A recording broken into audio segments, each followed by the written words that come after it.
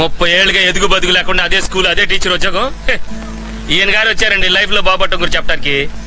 30 సంవత్సరాలు నిన్ను భరించాను రా. ఎంతకంటే నేను ఇంకా సాధించాల్సిందే ఉంది. నువ్వు కట్టుకున్న కడ్రాయర్ నీది కాదు. నీ వయసు వాళ్ళందరూ చక్కగా చదువుకుని పెళ్లిళ్ళు చేసుకుని పిల్లా జల్లాతో హాయిగా ఉన్నారు.